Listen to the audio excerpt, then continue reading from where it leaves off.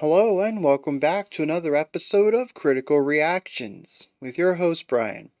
We're going to do a creator request, which is where a smaller band gets in contact with me and asks me to check out their work. Today we're going to be looking at a band called Lorelei. I got an email, "Hey Critical," which is a fun thing to get called. Big fan of the channel. We are wondering if you do paid sponsorships, reactions. We're looking to get more eyes on our band. We've recently come back after a long hiatus, and we're making material that flies in the face of the music that made us popular a year ago.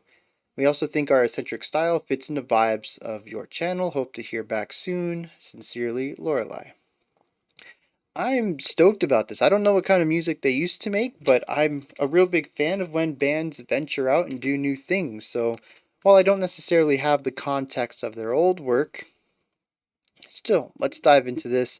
We're going to look at their latest track. It just came out 5 months ago, called Night.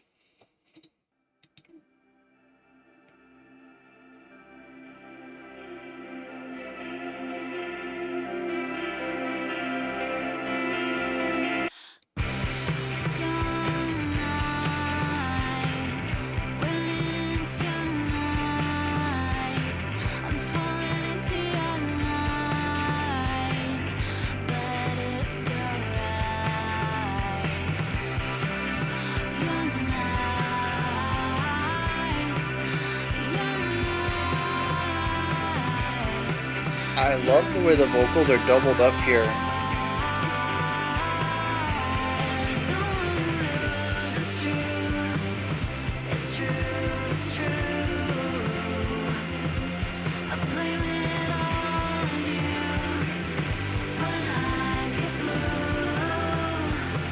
Tons of distortion, tons of effects.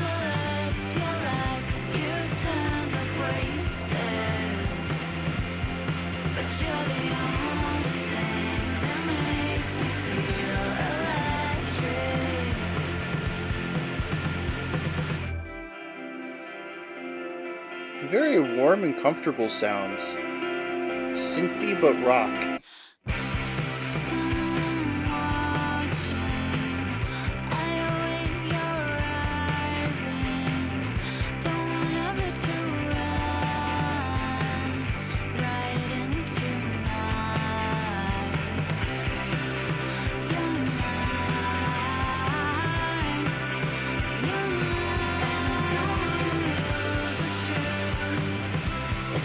Interesting to put the hi-hat over on the left. Produced from the drummer's perspective.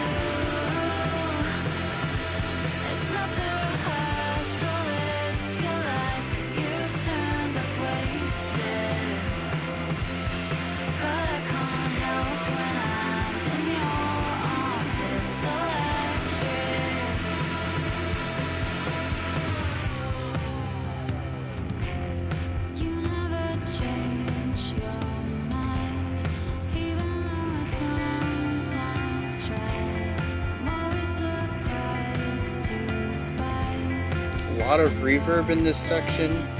We still have some grid over on the left as well.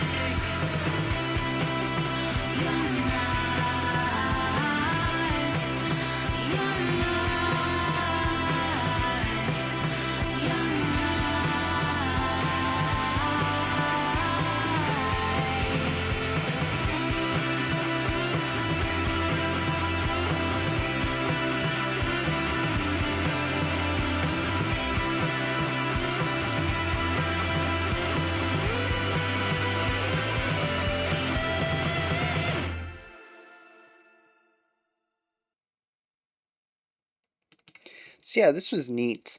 Definitely something gazy related. Um, the first thing I noticed is all of the effects on our guitars immediately makes me think of shoegaze and maybe like a pop. I don't know what a popular version of shoegaze is. You guys will have to let me know about that. But yeah, it's very. Here's the thing though, is that like musically, the notes that are being selected are very bright, but it's presented in a production that feels very warm, and those two don't typically go together. Brighter sounds to me tend to get colder, and this just has this comfortable warmth around it that's honestly paired well with the distortion in our guitars that just kind of creates this, this warm rumble that sits under the entire song that contrasts heavily and at times even, I suppose, elevates the brighter, poppier elements because of this darker, warmer element underneath all of it. I mean, I guess that's why people like shoegaze and whatever. I've heard music like this before. I just don't know what to classify it as. I mean, genres and Bryan, they don't go together, right? But yeah, the first thing I picked up on was all of the effects on our guitars. Um, what I really like too is that our guitars are rarely doing the same thing. Much like with a lot of math rock, both of our guitarists, we have one guitar pan to either side, and they're both doing their own lines. There is a difference usually in range to kind of differentiate them that way, as well as panning. But it's really cool to hear. See, here's the thing. When I was just jamming along to the song, like especially on our final chorus, I had heard everything. We were just revisiting something we had heard already, and I just kind of absorbed the song as a whole. You really don't notice that they're doing two different things. It just kind of converges into this wall of sound. But when you're really focusing in on it, they're very separate ideas, not just compositionally and production wise, but also tonally. Both guitars have their own voices here. They have their own tones. And it's just really interesting to hear the separation when you're looking at it, but not hear it when you're not. When it's out on the periphery, it's just this concept. It's just the guitars. A little bit of like an auditory illusion there. Um, I gotta pull up the drums because I thought this was really neat. It's very rare to see stripped down drums like this outside of jazz. And maybe this style of music draws people to it. I don't have a lot of experience with it, but I don't often see these smaller sets outside of jazz sets. It's, what was it? He had a hi-hat, a snare, and a bass drum. That was it, right? Maybe there's another cymbal I missed, but very stripped down. And what it led to was more inventive usage of the instruments we had. The cymbals, you don't have multiple cymbals to pick from, so it really depends on how you're hitting the cymbal to differentiate stuff, but also to keep it simpler. Not every part of this song needed variation in it. Um,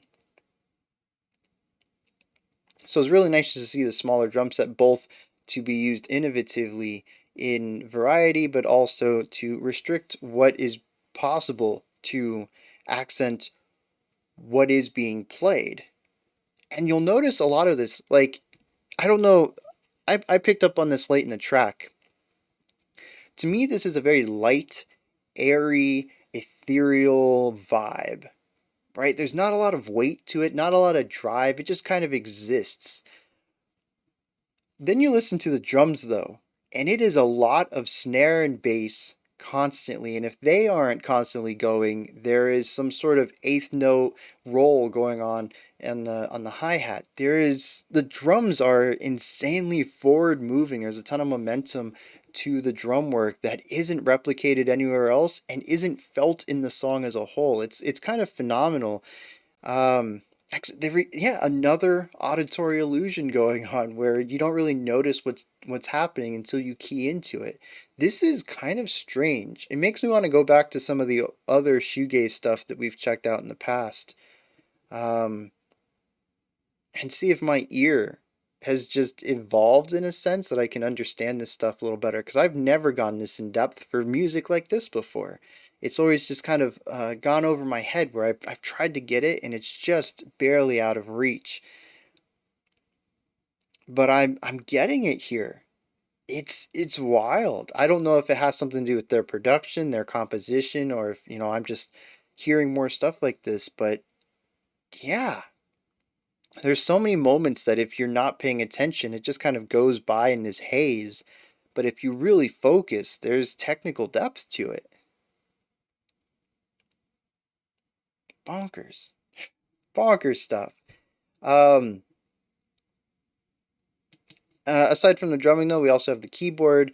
A lot of the keyboard's work is just to create more of the atmosphere than the guitars are already doing. The guitars fill a lot of space. The keyboard tends to fit underneath the music as a way to further support and create additional foundation for the ideas. Um, it provides this warm sparkliness, which again is another contrasting. I don't know why this sound is so contrasty, but works. I think that's the crazy part. Um, it's warm, it's cold, it's complicated, it's simple, it's fast, but it's slow. Wow, wizards, musical wizards. Um, But yeah, that's the keyboardist part. From what I heard, there's a lot of places where I didn't hear the keyboard, and my guess is that it's because it's snuck under everything else, and it's sort of sitting there in a supportive role where you're not necessarily supposed to hear it. But if it was missing, there would definitely be, the song would sound thinner. That's my guess for those sections. Same with the bass. From what I heard, the few times the bass line lined up with the bass kick of the drum, sometimes with what a guitar was doing, but it was always following in the footsteps of someone else, and it kind of hides in their shadows. You can certainly feel the additional bass when it's playing with the bass kick, and if it was not there, it would feel a bit more anemic, but it's not doing anything that necessarily draws attention to itself. And that is how a majority of this track is composed. We have our two guitars creating textures. We have our bass and drum providing the heartbeat of the song and additional momentum from our drum kit, and then our keyboard sitting below the guitars, filling in the extra space. Now, interestingly, they do use space, negative space, silence in a lot of ways as well. A lot of our choruses end in a bit of silence or a stripped down element. And I think it's really interesting that we can then see the floor of the song, if that makes sense. I've talked about this before, but I don't know how many people understand it. But when I think of music like this that's heavily layered, I kind of imagine that all the notes on the staff that I can look straight down from like the top of the staff down, and each of the notes is like a bar, like if you were picturing MIDI or something like that. And how often would you be able to see straight through the staff to the emptiness underneath it, right? How often is there nothing playing? And for something like this, where there is constantly a ton of textures and sounds, even though there's so few instruments, a lot of the production and guitar tone and distortion and like all these elements add parts of the music. Even when you're not strumming a note, there's still the reverberance and all of the extra effects, the reverb, the distortion that amplify all this. You don't have to be strumming a guitar for music to be coming out of your guitar when you're working with this many effects. How often can you see straight through and hear nothingness? It's a rarity in this type of music. So I think it's really interesting that every once in a while we'll get 2 to 4 beats of relative silence. It's a fantastic palate cleanse to allow this ethereal largeness to wrap around you and warm you again. You have to remember what the cold feels like for you to appreciate the warmth. I dig that. All of this ignores the vocals, which at least to me are the key part of the song. Without them, we have an interesting ambient atmospheric song The vocals carry the lead melody in every section of the track, and there is something effortlessly ethereal about them that only adds to this weightless ambience that the music is leaning into, which I still say that, and I can't believe that there's so many moving parts and it feels so weightless. The drums really should be weighing this down, but they don't. Um, the vocals, like I said, they come off with this effortlessness, almost as if it's no stress on the vocalist at all to produce these vocals. And they're a bit airy, and I'm sure there's some production stuff, extra reverb, vocals get EQ'd and all that normal stuff. That's only adding to this element, this ethereal component. There's times when this song almost feels like if it were physical rather than auditory, that I wouldn't be able to touch it. Like a mirage of a song. And it really is a group effort from every single instrument to create this vibe.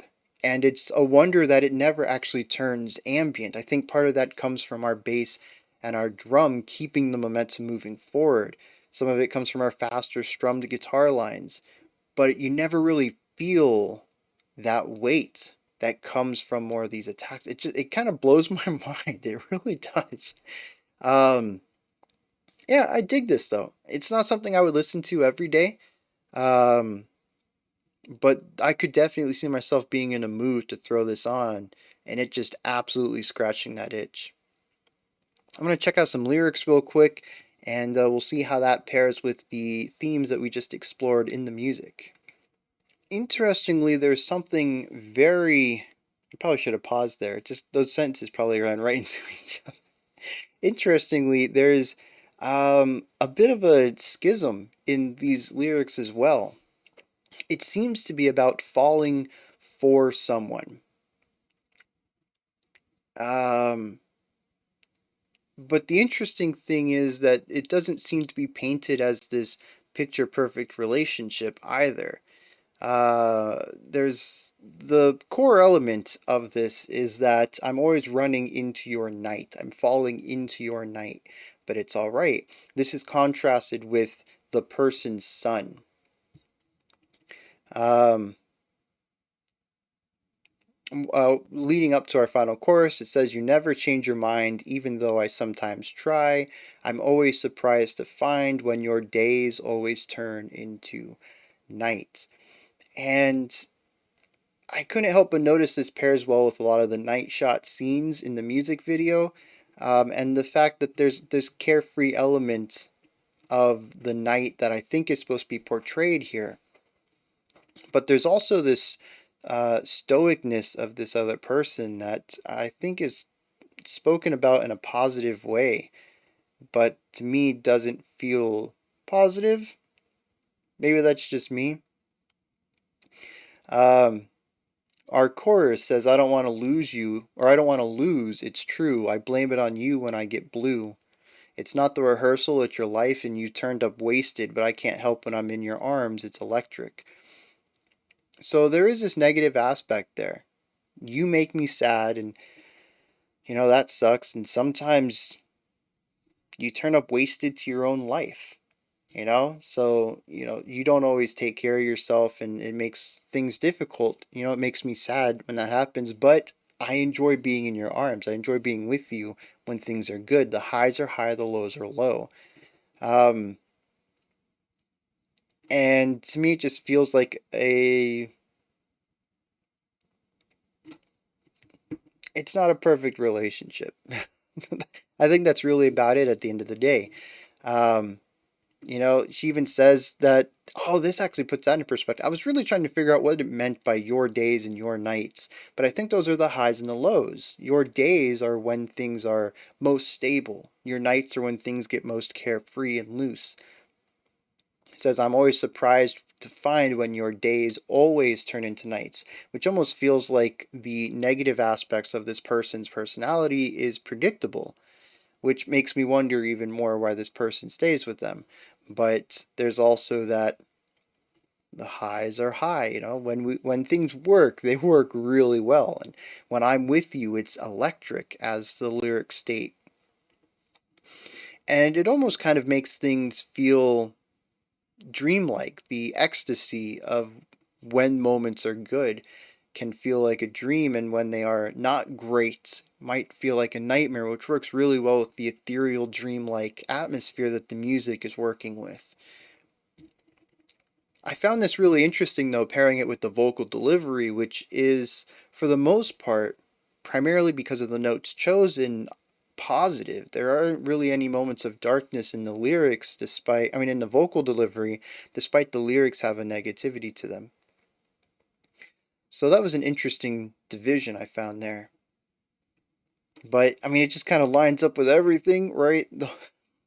My whole experience describing this song is that it is an oxymoron in every aspect. It is constantly, consistently two separate ideas that should be opposites of each other but are played together and work somehow. So the vocals just doing that makes perfect sense as well. Those are my thoughts on Night by the band Lorelei. Let me know what you thought. Do you enjoy it? Anything that stood out to you that you'd like to discuss? Put those thoughts in the comment section. Above the comments is a description box. In there, I have placed all the links I could find for the band's social media links as well as streaming platforms. If you could, head over to them, give them a like and a subscribe and favorites, whatever platform you end up on, show them some love. If you could, above the description box on this video, like, subscribe, and ring the bell to my channel. That wraps up this video. All right. We'll be back tomorrow, 5 p.m. Eastern Standard Time, 10 p.m. UTC as usual.